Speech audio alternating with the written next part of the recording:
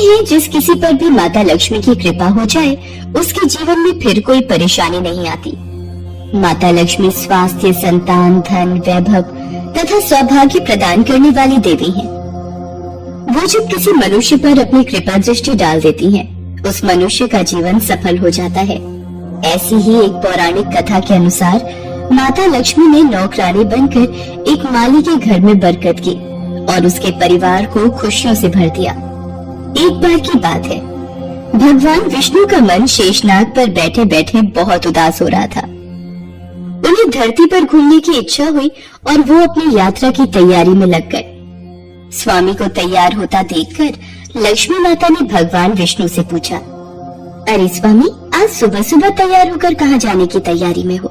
देवी लक्ष्मी, पता नहीं मन कुछ उदास है, इसलिए मैं धरती लोक पर भ्रमण करने जा रहा हूँ। हे देव, आप धरती पर भ्रमण के लिए जाएंगे तो आपके बिना मेरा मन भी नहीं लगेगा।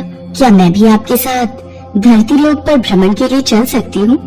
ठीक है देवी लक्ष्मी, पर उसके लिए तुम्हें मेरी एक शर्त माननी होगी। तुम धरती पर पहुंचकर उत्तर दिशा की ओर नहीं देखोगी। ठीक है स्वामी, मैं धरती पर पहुंचकर उत्तर दिशा में नहीं देखूंगी। मुझे आपकी शर्त मंजूर है।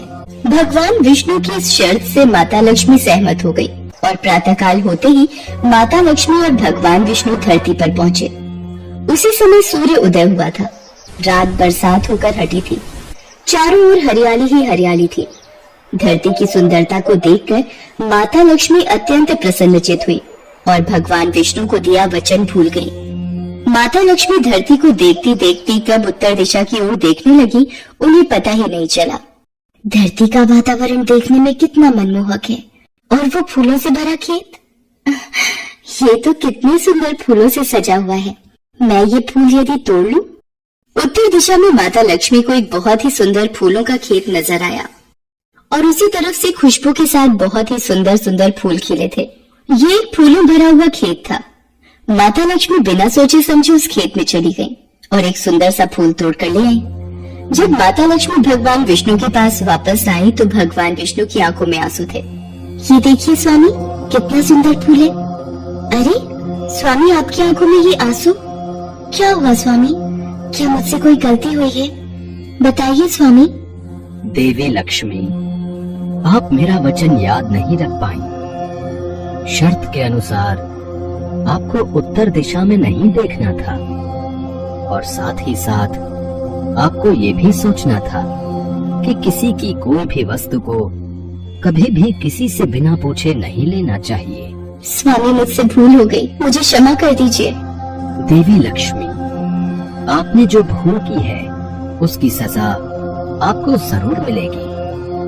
जिस माली के खेत से आपने बिना पूछे फल तोड़े हैं, ये भी एक प्रकार की चोरी है। इसलिए देवी लक्ष्मी, आप 3 वर्ष तक माली के घर में रहेंगी। इसके बाद मैं स्वयं आपको वैकुंठ वापस बुलाऊंगा।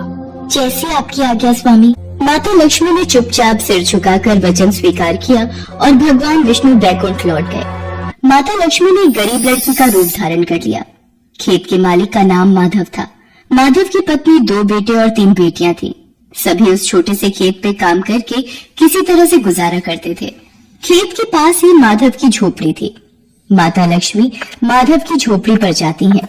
माधव लड़की को देखकर पूछता है, तुम कौन हो और इस समय तुम्हें क्या चाहिए? मैं तुम्हारी क्या मदद कर सकता हूँ? मेरा नाम लक्ष्मी है। मैं एक गरीब लड़की हूँ। मेरी देखभाल करने वाला कोई नहीं। मैंने कई दिनों से कुछ भी नहीं खाया। मुझे कोई भी काम दे दो और मैं तुम्हारे घर का काम भी कर दिया करूंगी। बस मुझे अपने घर में एक कोने में आसरा दे दो। माधव बहुत ही अच्छे दिल का आदमी था। उसे लड़की पर दया आ गई। वो लड़की से बोला, देखो बिटिया, मैं तो बहुत ही गरीब माली हूँ। मेरी कमाई से मेरे घर का खर्च बड़ी मुश्किल से चलता है। लेकिन अगर मेरी 3 की जगह 4 बेटियां होती तो भी मैंने ही गुजारा करना था। जैसा रूखा सूखा हम खाते हैं वही खिला सकता हूँ। यदि तुम मेरे यहाँ यही रूखा सूखा खाकर खुश रह सकती हो तो अंदर आ जाओ। आपने मुझे अपनी झोपड़ी में शरण दी। आपका बहुत बहुत शुक्रिया। माता लक्ष्मी 3 साल माधव के घर पर नौकरानी बनकर रही।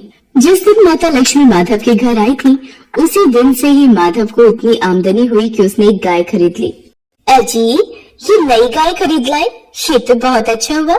आज तुम्हारी आमदनी बहुत अच्छी हुई। सरला, सब माता लक्ष्मी की दया है। माधव, मैंने कोई चमत्कार नहीं किया। ये सब तुम्हारे दयालु स्वभाव का ही फल है जो आज तुम्हें प्राप्त हुआ है। तुमने तो मुझे एक गरीब लड़की समझकर अपने घर में शरण दी है। धीरे धीरे माधव की आमदनी अच्छी हो गई। उसने जमीनें खरीद ली और फिर एक बड़ा पक्का घर भी बनवा लिया। सारी सुख समृद्धि, गहने, कपड़े, जेवर, सब कुछ अब माधव और उसके परिवार के पास था। लक्ष्मी माधव के घर और खेत में काम करती रहती थी। एक दिन माधव ने सोचा, मुझे ये सब इस लड़की लक्ष्मी के आने के बाद मिला है। जब से ये मेरे घर आई है, मेरी किस्मत ही बदल गई है। माधव लक्ष्मी के बारे में सोच में ही था कि एक दिन जब वो अपने खेत से काम खत्म करके घर आया, तो अपने घर के सामने द्वार पर एक देवी स्वरूप गहनों से सजी एक लड़की को देखकर हैरान रह गया। उसने ध्यान से देखा। अरे, ये तो मेरी मुंह बोली बेटी यानी लक्ष्मी है क्या? ये तो साक्षात माता लक्ष्मी है। सरला, सरला, बच्चों के साथ बाहर आओ। माता लक्ष्मी स्वयं हमारे द्वार पर आई है। माधव का पूरा परिवार बाहर आ गया। सब हैरान होकर माता लक्ष्मी को देख रहे थे। माता लक्ष्मी, हमें माफ करना। हमने अनजाने में आपसे अपने घर और खेत का काम करवाया। माता, हम आपको पहचान नहीं पाए। हमसे ये कैसा अपराध हो गया। माता, हम सबको क्षमा कर दो। माधव, तुम बहुत ही नेक दिल और दयालु व्यक्ति हो। तुमने मुझे आश्रय दिया, 3 साल तक अपनी बेटी की तरह रखा। इसके बदले मैं तुम्हें वरदान देती हूँ कि तुम्हारे पास कभी भी खुशियों की और धन की कमी नहीं रहेगी। तुम्हें सारे सुख मिलेंगे जिसके तुम हकदार हो। माधव को और उसके परिवार को आशीर्वाद देकर माता लक्ष्मी अपने स्वामी भगवान विष्णु के द्वारा भेजे रथ में बैठकर बैकुंठ चली जाती है। माधव और उसका परिवार हाथ जोड़कर माता लक्ष्मी का गुणगान करता है।